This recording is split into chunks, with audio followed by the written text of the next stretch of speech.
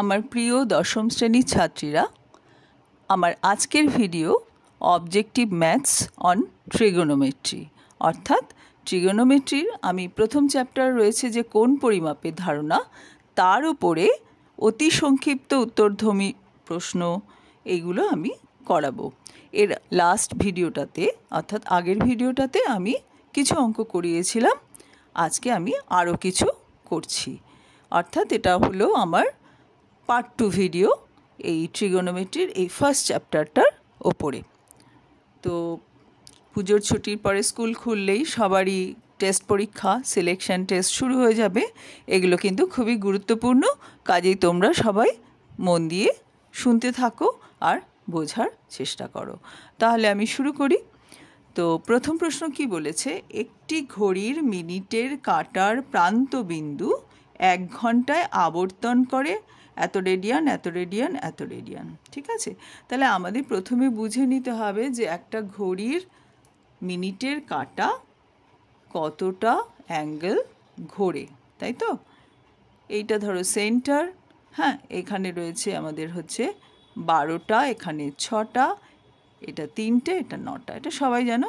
এবার মিনিটের কাঁটা এভাবে ঘুরতে ঘুরতে আসে, তাই তো? আমি একটু বাইরে দিয়ে দেখাই, এভাবে ঘুরে আসে। এতটা আসা মানে কি 30 মিনিট আসা, তাই না? 3 অবধি আসা মানে 15 মিনিট, মিনিটের কাঁটা ঘুরছে এটা, এটা মাথায় রাখবে। এখানে এলো 15 মিনিট, 6 এলো মানে হলো 30 মিনিট, এখানে এলো মানে 45 মিনিট, এখান থেকে এখানে যখন গেল তখন হয়ে গেল 60 মিনিট। তাহলে 60 মিনিটে কিন্তু পুরো সার্কেলটা ঘুরলো, আর পুরো সার্কেল মানেই কত ডিগ্রি? 360 ডিগ্রি। এবার অপশানগুলো দেখতে হবে। অপশানে আছে π/4 রেডিয়ান, π/2 রেডিয়ান, এটসেট্রা। তো আমরা আগে দেখে নেব 360 ডিগ্রি সমান কত রেডিয়ান। আমরা জানি 180 ডিগ্রি মানে হচ্ছে পাই রেডিয়ান, তাহলে 360 180 দ্বিগুণ, তো তাহলে 2π রেডিয়ান আবর্তন করবে। ঠিক আছে, তাহলে এই যে ডি অপশানটাই হচ্ছে রাইট। তোমরা এরকম টিক মারতে পারো, অথবা আনসারের জায়গায় লিখবে যে কারেক্ট আনসার হচ্ছে ডি, 2π রেডিয়ান। ঠিক আছে, বোঝা গেল। নেক্সট অঙ্ক হচ্ছে π/6 রেডিয়ান সমান কত ডিগ্রি। তো আমরা জানি পাই রেডিয়ান মানে 180 ডিগ্রি, π/6, এই যে π/6, তাহলে 180কে 6 দিয়ে ডিভাইড করতে হবে, ভাগ করতে হবে। তাহলে ভাগ করলে কত হয়? 30 ডিগ্রি। দেখি তো আমাদের কোনো অপশানে 30 ডিগ্রি আছে কি না। হ্যাঁ, অবশ্যই আছে। তাহলে ডি হচ্ছে কারেক্ট অপশান, এটাই হচ্ছে উত্তর। পরের অঙ্কটা, সুষম ষড়ভুজের প্রতিটি কোণের অন্তঃকোণের বৃত্তীয় মান কত হবে। ঠিক আছে, প্রতিটি অন্তঃকোণের বৃত্তীয় মান কত হবে। অনেকগুলো মান দেওয়া আছে, আমরা প্রত্যেকটা অন্তঃকোণের মান কত হয় আগে ডিগ্রিতে বার করে নিই, তারপরে রেডিয়ানে নেব। তোমরা ফর্মুলাটা মনে আছে নিশ্চয়ই, 2n-4 সমকোণ। কার মান? অন্তঃকোণগুলোর সমষ্টির মান। এটা ক্লাস 8-এর একটা থিওরেমে তোমরা পড়েছিলে। n সংখ্যক বাহু বিশিষ্ট বহুভুজের সুষম, অবশ্যই প্রত্যেকটা কোণ সমান হতে হবে, বাহু সমান হতে হবে, সেই রকম বহুভুজের অন্তঃকোণগুলোর সমষ্টি হচ্ছে 2n-4 সমকোণ। তাই এখানে n মানে বাহুর সংখ্যা, এখানে বলেছি সুষম ষড়ভুজ মানে 6টা বাহু, n এর জায়গায় 6 লিখেছি, তাহলে 6 দুগুণী 12, 12 - 4 করলে হয় 8 সমকোণ, মানে 8 × 90 ডিগ্রি ইকুয়াল টু 720 ডিগ্রি, 720। তাহলে প্রত্যেকটা, যেহেতু এটা সুষম ষড়ভুজ, প্রত্যেকটা কোণের মান সমান। 6টা কোণের মান যদি 720 ডিগ্রি হয়, তাহলে একটা কোণের মান কত হবে? 6 দিয়ে ভাগ করব, ভাগ করে উত্তরটা বেরোলো 120 ডিগ্রি। এবার এটাকে রেডিয়ানে ট্রান্সফার করলাম। 1 ডিগ্রি মানে হচ্ছে π/180। তোমরা এটা জানো, এর আগের অঙ্কেও করিয়েছি, আগের ভিডিওটায় দেখেছো। তাই 120কে π/180 দিয়ে গুণ করলাম, করে আমরা কাটাকুটি করে পেলাম 2π/3। তাহলে কারেক্ট অপশান হলো বি। নেক্সট হচ্ছে বলেছে এস ইকুয়াল টু r θ সম্পর্কে থিটার পরিমাপ করা হয় কোন পদ্ধতিতে? ষষ্ঠিক না বৃত্তীয় না ওই দুটো পদ্ধতিতেই? তোমরা যখনই পড়েছো থিওরিটা, বইতে পড়েছো নিশ্চয়ই, এই সম্পর্কটা হচ্ছে থিটার মান হচ্ছে বৃত্তীয় পদ্ধতিতে, অর্থাৎ রেডিয়ানে মেজার করা হয়। তাহলে এটাই হলো সঠিক উত্তর। নেক্সট বলেছে যে 5এরটা ABCD বৃত্তস্থ চতুর্ভুজের এ কোণ হচ্ছে 120 ডিগ্রি, তাহলে সি কোণের বৃত্তীয় মান কত? 4টে অপশান দেওয়া আছে। তো আমরা দেখে নিই। আমি এখানে একটু ছোট্ট করে ছবি এঁকেছি, একটা বৃত্ত, তার মাঝখানে এই চতুর্ভুজটা আছে। প্রান্তবিন্দুগুলো সব হচ্ছে চতুর্ভুজের যে শীর্ষবিন্দুগুলো সব কিন্তু বৃত্তের পরিধির উপর অবস্থিত, তবেই সেটাকে আমরা বলি বৃত্তস্থ চতুর্ভুজ। তুমি যদি এরকম একটা বৃত্ত এঁকে এরম মাঝখানে একটা চতুর্ভুজ আঁকো, তাহলে সেটা কিন্তু বৃত্তস্থ চতুর্ভুজ হলো না। এটা অনেকে জানে না, পরীক্ষার খাতায় মাঝে মাঝে আমি স্টুডেন্টদের কাছ থেকে পাই। তো এখানে এটা মাথায় রাখবে, এই চতুর্ভুজের শীর্ষবিন্দুগুলো বৃত্তের পরিধির উপর অবস্থিত হবে, তবেই চতুর্ভুজটাকে আমরা বলি বৃত্তস্থ চতুর্ভুজ। এবার জ্যামিতির একটা উপপাদ্যতে বা থিওরেমে তোমরা পড়েছ যে বৃত্তস্থ চতুর্ভুজের বিপরীত কোণগুলি সম্পূরক, অর্থাৎ দুটো কোণের সমষ্টি 180 ডিগ্রি। তাহলে এ কোণ প্লাস সি কোণ সমান 180 ডিগ্রি। এবার আমাদের এ কোণের মান বলে দিয়েছে, তাহলে সি কোণের মান কী হবে? 180 ডিগ্রি মাইনাস 120 ডিগ্রি। আবারও বলছি, এ কোণ প্লাস সি কোণ, হ্যাঁ, এই কোণটা, এই যে এ কোণ হচ্ছে এই কোণটা, আর সি কোণ এই কোণটা, এই দুটো কোণের যোগফল 180 ডিগ্রি। তার মধ্যে একটা কোণ জানা আছে, সেটা হচ্ছে 120 ডিগ্রি। তাহলে বাকিটা সিটা কত হবে? 180 থেকে 120 বাদ 60 ডিগ্রি। 60 ডিগ্রি মানেই হচ্ছে 180/3, তাই এটা হয়ে গেল π/3। সেই জন্য এই আনসারটাই সঠিক হবে। ঠিক আছে, সবাই আশা করি বুঝতে পেরেছ। নেক্সট আমরা দেখি কি আছে। পরেরটা বলেছে সত্য বা মিথ্যা লেখো। যেগুলো লেখা থাকবে, যে বিবৃতি বা যে স্টেটমেন্ট লেখা থাকবে, সেটা যদি সত্য হয় পাশে ড্যাশ দিয়ে সত্য লিখবে, যেমন আমি লিখেছি। আচ্ছা, একটি রশ্মি প্রান্তবিন্দুকে কেন্দ্র করে রশ্মিটি ঘড়ির কাঁটার বিপরীত দিকে ঘোরার জন্য উৎপন্ন কোণটি ধনাত্মক। হ্যাঁ, এটা হচ্ছে সত্য, কেননা আমরা জানি অ্যান্টি ক্লকওয়াইজ, অর্থাৎ ঘড়ির কাঁটা যেদিকে ঘোরে, ঘড়ির কাঁটা যেদিকে ঘোরে তার যদি বিপরীত দিকে ঘোরে, ঘড়ির কাঁটা তো এই দিকে ঘোরে, তার যদি উল্টো দিকে এমনি করে ঘোরে, তাহলে কিন্তু এই ট্রিগোনোমেট্রিতে আমরা সেই কোণের মানকে ধনাত্মক বা পজিটিভ ধরি। সেই কথাটাই এখানে বলা আছে, তাই জন্য এই বিবৃতিটা বা এই স্টেটমেন্টটা হচ্ছে সত্য। নেক্সট হচ্ছে, একটি রশ্মি প্রান্তবিন্দুকে কেন্দ্র করে রশ্মিটির ঘড়ির কাঁটার দিকে দুবার পূর্ণ আবর্তনের জন্য 720 ডিগ্রি কোণ উৎপন্ন হয়। এটা সত্যি না মিথ্যা? প্রথমেই দেখো বলেছে ঘড়ির কাঁটার দিকে ঘুরেছে। ঘড়ির কাঁটার দিকে ঘুরলে কি হয়? এদিকে যদি ঘোরে এমনি করে, তাহলে কোণটা কিন্তু ঋণাত্মক হয়, কিন্তু এখানে কিন্তু ঋণাত্মকের কোনো চিহ্ন নেই, কোনো সাইন নেই, কাজে এটা মিথ্যা এই বিবৃতিটা। ঠিক আছে, এবারে শূন্যস্থান পূরণ করো। পাই রেডিয়ান একটি ড্যাশ কোণ, তোমরা জানো একটা ধ্রুবক কোণ, পাই রেডিয়ানের মান হচ্ছে নির্দিষ্ট, সেই জন্য এটাকে আমরা বলবো ধ্রুবক কোণ। যার মান পরিবর্তিত হয় না তাকেই আমরা বলি ধ্রুবক।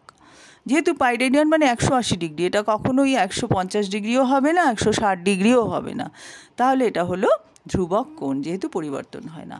এবার বলছে 3π/8 পরিমাপের কোণটির সম্পূরক কোণের বৃত্তীয় মান কত? আমি উত্তরটা লিখেছি, কি করে এলো উত্তরটা?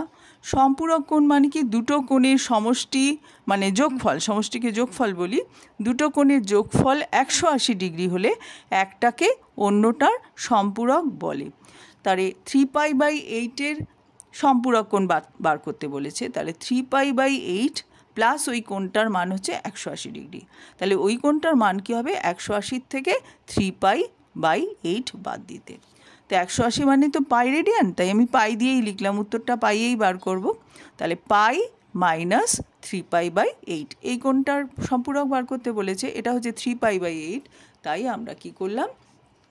পাইয়ের থেকে 3π/8 বাদ দিলাম। বাদ দিলে কি হলো?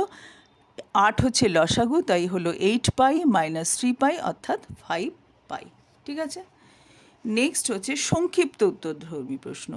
একটি কোণের ডিগ্রিতে মান d এবং ওই কোণের রেডিয়ানে মান r হলে r/d এর মান নির্ণয় করো। দেখো, একটাই কোণ, সেই কোণটাকে আমি ডিগ্রি দিয়ে যদি প্রকাশ করি তাহলে সংখ্যাটা হয় d, আর যদি বৃত্তীয় মানে প্রকাশ করি অর্থাৎ রেডিয়ানে প্রকাশ করি তখন মান হয় r। ঠিক আছে, তাহলে d ডিগ্রি, তা d ডিগ্রি সমান কত রেডিয়ান হয়? আমরা অঙ্ক কষে বার করি। দেখো 180 ডিগ্রি মানে পাই রেডিয়ান, 1 ডিগ্রি মানে কত, পাইকে 180 দিয়ে ভাগ করব। আবার বলছি 180 ডিগ্রি মানে পাই রেডিয়ান।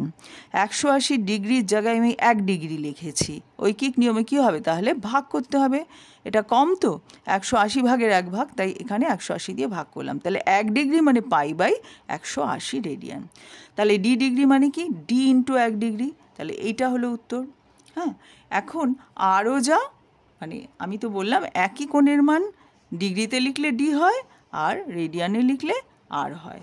তা ডি ডিগ্রি সমান যদি এত রেডিয়ান হয় তাহলে আর রেডিয়ান আর এই এতটা একই জিনিস, তাই আমরা লিখলাম আর equal to D into pi by 180। বুঝতে পেরেছ?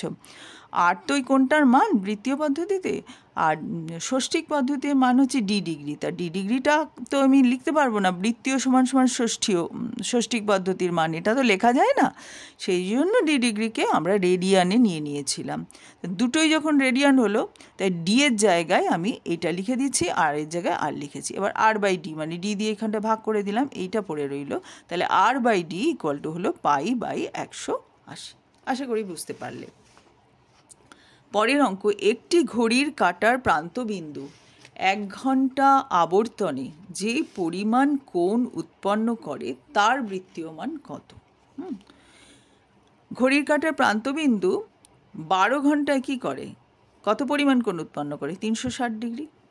দেখো ছবিটা, দেখো মিনিটের কাঁটা তো এক ইয়েতে করে দেয়, কি বলে 60 মিনিটে করে, আর এখানে বলেছে 1 ঘন্টা ঘড়ির কাঁটার প্রান্তবিন্দু। ঠিক আছে, 1 ঘন্টা আবর্তনে যে করি, ঘড়ির কাঁটার প্রান্তবিন্দু 12 ঘন্টা আবর্তনে কি করে, মানে ঘন্টার ইয়েটা আর কি, 12 6 এখানে লিখলাম 9, ঘড়ির কাঁটা ঘুরছে 1টা 2টো 3টে 4টে 6টা, ঘড়ি কাঁটা বলতে এখানে ঘন্টার কাঁটাটাই বলতে চেয়েছে, 7টা 8টা 9টা 10টা 11টা 12টা।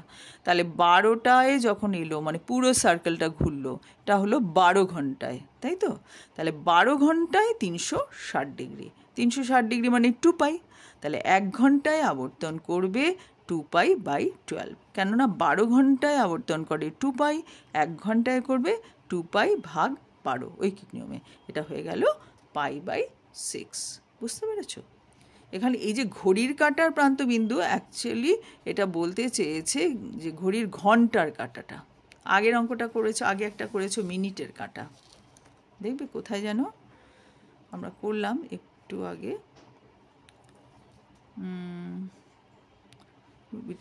এখানে কোথাও একটা করলাম, জাস্ট প্রথম অঙ্কটা, একটি ঘড়ির মিনিটের কাঁটার প্রান্তবিন্দু 1 ঘন্টায় কত? মিনিটের কাঁটাও পুরোটা ঘোরে, মিনিটের কাঁটায় 5 6 10 15 30 45 60 করলে 60 মিনিটে একদম পুরোটা ঘোরে, অর্থাৎ 360 ডিগ্রি ঘোরে। আর এখানে ঘন্টার কাঁটা পুরোটা ঘুরছে কত? 12 ঘন্টায়। এই দুটো ডিফারেন্স রাখবে।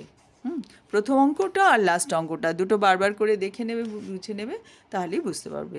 ঘন্টার কাঁটা পুরোটা ঘোরা মানে হচ্ছে এমনি করে ঘুরছে তো পুরো 12 ঘন্টা, 1টা বাজলো 2টো বাজলো 3টে বাজলো, এরকম করতে করতে 12টা বাজলো। ঠিক আছে, দুপুর 12টা থেকে যদি ধরি রাত 12টা এবার ফিরে এলো, তো এরকমভাবে আমাদের চলছে। তাহলে এখানে হলো 2 পাই বাই 12, 1 ঘন্টা আবর্তন করবে 2 পাই বাই 12, অর্থাৎ পাই বাই 6। তো আজকে আমি এখানেই শেষ করছি, আমি খুব লং করব না ভিডিও, আবারও আমি পরের ভিডিওতে তোমাদের অবজেক্টিভ করাবো। সামনেই পরীক্ষা, সিলেকশন টেস্ট, তারপরে তো মাধ্যমিক পরীক্ষা, কাজেই তোমরা কিন্তু অবজেক্টিভের অঙ্কগুলো করার চেষ্টা করবে, খুব সহজেই কিছু মার্কস কিন্তু তোমরা তুলতে পারবে অবজেক্টিভের অঙ্কগুলো করলে। তাই আমার ভিডিওটা তোমরা মন দিয়ে দেখার চেষ্টা করো। Thank you.